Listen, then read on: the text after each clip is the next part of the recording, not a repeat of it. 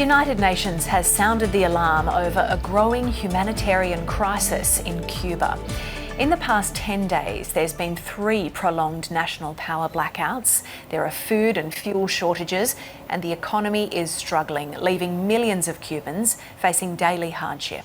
Decades of US sanctions, government economic policies and a deteriorating energy infrastructure have all played a role. Well, joining us now, Cuban-American Joseph Gonzales, who is an Associate Professor of Global Studies at the Appalachian State University. Welcome to you. I know you're in touch with people in Cuba all the time. What are conditions? What is their life like? In Cuba right now, it is a slow-motion humanitarian disaster. You're lucky if you live in Havana. You're lucky to have power, perhaps 2 or 3 hours of power over several days.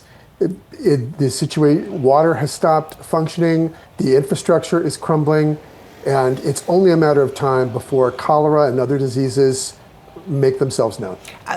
Given all of that, then, is there any normality to life in Cuba at the moment?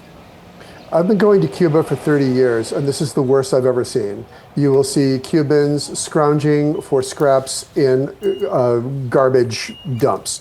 You will see rats at night. You will see Cubans unable to refrigerate or freeze food. That's a big deal in the tropics. If you can't store food, you've got problems.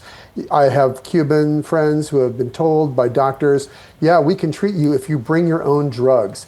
Life in Cuba is a day-to-day struggle. Everyone I met is depressed and very afraid of the future. And what is it doing to the health of the nation? I read that infant mortality is up something like 150%. Yes, infant mortality is up. People are not able to get treatment for very basic diseases. As I said, you have to bring your own drugs. Drugs like antibiotics are available in Cuba, but you've got to have money. You've got to have US dollars. The Cuban government does not have the resources to treat its population anymore. How much of this, Joseph, is down to domestic policies over the years, and how much is it down to what the Trump administration is doing?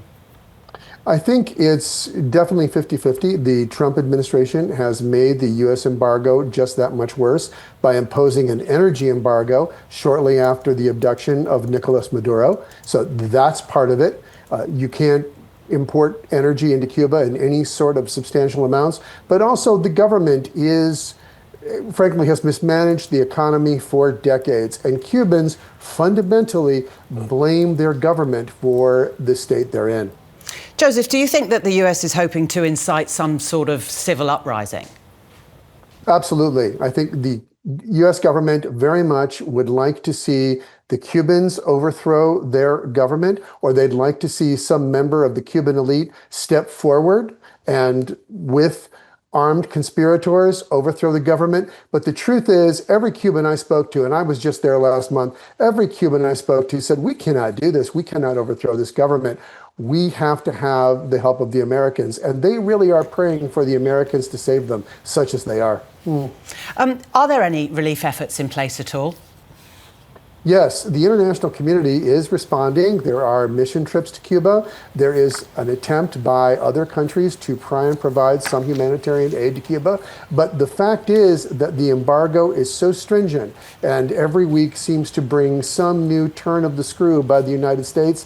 Other countries are very reluctant to become involved in this controversy, this conflict with the United States. Joseph Gonzales, we appreciate your time. Thank you very much. Thank you very much for having me, Laura.